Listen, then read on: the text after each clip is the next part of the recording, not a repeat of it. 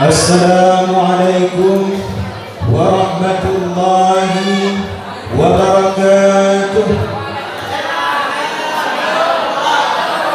Alhamdulillah, alhamdulillahilladzi syarafna bi khatimin nabiyyin idh kunna khayra ummatin ukhrijat lil alamin. Ashhadu an la ilaha illallahul malikul haqqul mubin wa ashhadu anna sayyidana Muhammadan abduhu wa rasuluhu as-sadiqul wa'dul amin.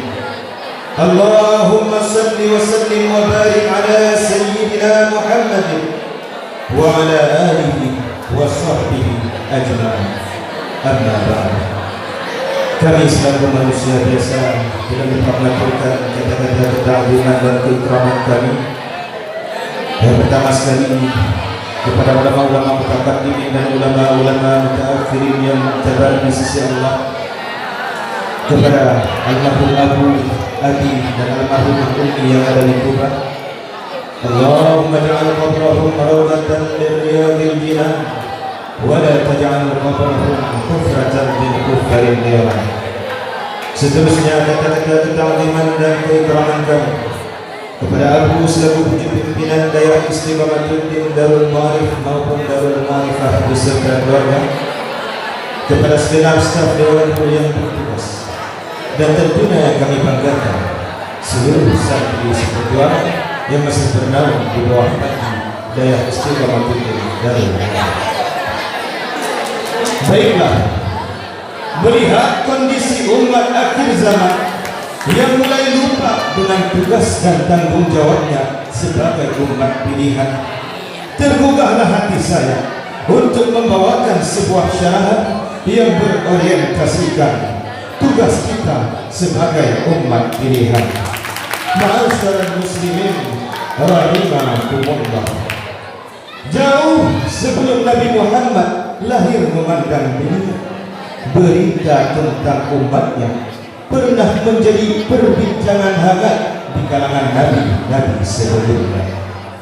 Trending topik istilah kekiniannya, umat yang katanya kecil-kecil tubuhnya, pendek-pendek umurnya, sedikit amalnya, berlipat ganda pahalanya, banyak dosanya, namun mudah taubatnya. Mereka lah yang dikenal dengan gelar sebaik-baik umat, sehingga tak heran kalau banyak di antara mereka nabi-nabi sebelumnya mereka rela menggadaikan titelnya sebagai anbiya demi memohon kepada Sang Pencipta agar dijadikan sebagai umatnya sang penghulu segala anbiya.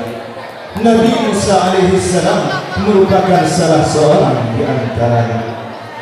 Diriwayatkan oleh Wahab ibnu Munabbih yang bahwa pada suatu hari ketika Nabi Musa alaihissalam telah membaca wahyu-wahyu Allah dalam lembar Anwar, beliau menemukan di dalamnya begitu banyak keutamaan yang Allah limpahkan bagi umat Nabi Muhammad, sehingga terucaplah sebuah untayan permohonan, Ya Rabbi, basata hadzal khair li Ahmad wa ummati. Kau limpahkan semua kebaikan ini bagi Muhammad dan umatnya. Faj'alani min ummati, maka jadikanlah aku sebagai umatmu.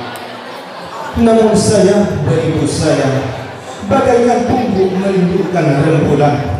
Begitulah sirnanya harapan ketika Allah memberi jawaban. Ya Musa, inni istafaituka 'ala an-nasi bi risalati wa bi kalami.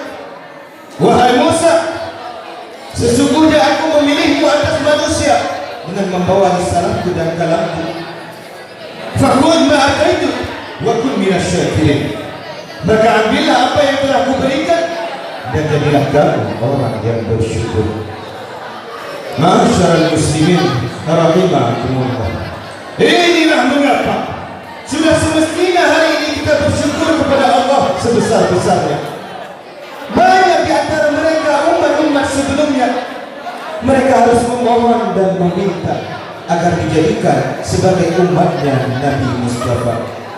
Akan tetapi kita hari ini tanpa harus memohon, tanpa harus meminta, Hari ini kita ditakdirkan terlahir sebagai umat Nabi Muhammad. Hari ini kita ditakdirkan terlahir dengan menjunjung gelar sebaik-baik umat. Maka atas dasar demikian, sudah semestinya kita bersyukur kepada Allah sebesar-besarnya dengan menjalankan tugas kita. Apa yang menjadi tugas kita? Allah Subhanahu wa taala berfirman dalam Al-Qur'an surah Ali Imran ayat 110 yang bunyinya, Bismillahirrahmanirrahim. Kuntum khaira ummatin ukhrijat lin-nas, kata Allah. Adalah kamu hai umat Muhammad merupakan sebaik-baik umat yang dilahirkan bagi manusia. Ditakdirkan sebuah pertanyaan di tengah-tengah ayat. Ma walihul khairiyah? Apa yang membuat mereka dikatakan yang terbaik? Kau dikatakan sebaik-baik umat bukan karena setiap tahunnya kau berkorban. Kau dikatakan sebaik-baik umat bukan karena sedekahmu yang miliaran. Kau dikatakan sebaik-baik umat bukan karena suaramu yang merdu melantunkan ayat Al-Quran. Akan tetapi barulah kau dikatakan sebaik-baik umat. Istilah bayani menjadi jawaban. Ta'muruna bil ma'ruf wa tanhauna 'anil munkar. Kalau kau sanggup menjalankan amar ma'ruf dan juga nahi munkar, yang sanggup dengan tangannya, yang sanggup dengan kekuasaannya. Hari ini banyak di antara kita yang punya hak kewenangan, yang padahal hanya dengan kata tangannya ia bisa mengeluarkan perda syariat, yang hanya dengan pikirannya ia bisa menutup tempat-tempat maksiat. Tapi mengapa hari ini kita hanya berlagak layaknya si buta yang tak mampu melihat? Padahal Rasul sallallahu alaihi wasallam bersabda, "Man ra'a minkum munkaran," kata Nabi, barang siapa di antara kamu yang melihat kemungkaran, falyughayyirhu biyadihi, maka ubah dengan tangannya. Fa in lam yastati', kau tak punya kekuasaan, kau tak punya jabatan, kau tak mampu mengubahnya dengan tanganmu, fa bilisani, maka ubah dengan lisanmu. Fa in lam yastati', dengan lisan pun kau tak sanggup, kau bukan seorang yang ahli bicara, kau bukan seorang yang didengarkan suaranya, maka jangan biarkan hatimu merasa rela saat melihat segala kemungkaran yang ada. Wa dzalika adhaful iman. Namun yang demikian, wahai saudara sekalian, merupakan selemah-lemah iman. Bahkan dalam riwayat yang lain, pada akhir hadis Rasul sallallahu alaihi wasallam bersabda, "Wa laysa wara'a dzalika min al-iman habbata khardal." Ketika kau melihat kemungkaran namun tiada ada rasa benci dalam hatimu, ketika itulah tiada sebiji sawi pun iman yang tersisa di dalam dada. Maka hari ini kau yang bangga saat anakmu berpacaran, tak pernah ia salat, tak pernah kau beri teguran, aurat ia pamerkan, justru kau biarkan. Memang kadang kau bukanlah seorang pelaku kemaksiatan, akan tetapi ketika anakmu salah kau biarkan, anakmu maksiat kau biarkan, ketika itulah hati akan kosong daripada iman. Betapapun tak kau lakukan amalan, betapapun Allah selalu dalam ingatan, namun apalah arti sebuah amalan bila tanpa disertai iman? Apalah arti Allah dalam ingatan bila apa yang diperintahkan tak pernah kau kerjakan? Maka bagaimana pantas kau mengaku sebagai umat pilihan bila tugas yang mulia yang telah Allah berikan tak hendak kau kerjakan? Bagaimana pantas kau mengaku sebagai umat pilihan bila iman telah tiada di dalam dada hanya karena kau ridha saat melihat kemungkaran?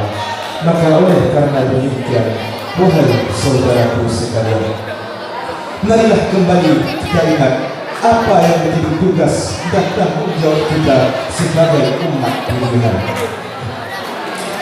yang mana Allah telah memerintahkan kepada kita untuk menegakkan amar ma'ruf nahi munkar di tengah-tengah umat. Suatu umat yang istimewa, suatu umat yang telah dijadikan sebagai mereka dipilih bukan sembarang pilih, melainkan karena memiliki suatu keistimewaan, yaitu suatu tugas yang tak diberikan kepada umat yang tak terpilih. Maka oleh karena demikian, ada pun sedikit kesimpulan yang dapat kita petik dari syarahan singkat saya pada malam yang mulia ini, ialah umat Nabi Muhammad mungkin memang identik dengan tubuh yang kecil-kecil, fisik yang tak kuat, umur yang singkat-singkat, dan postur tubuh yang cenderung lebih kecil dibanding semuanya. Namun siapa sangka mereka lah yang berhasil meraih gelar sebaik-baik umat, bukan hanya karena keutamaan yang mereka dapat, melainkan juga karena mereka punya tugas dan tanggung jawab yang berat, yakni menerapkan amar ma'ruf dan nahi munkar di tengah-tengah umat.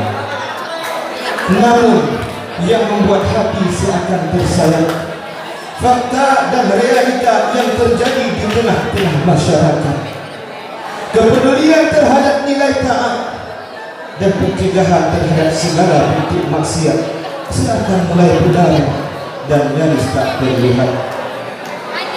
Tempat-tempat maksiat bebas tersebar hampir di seluruh penjuru tempat.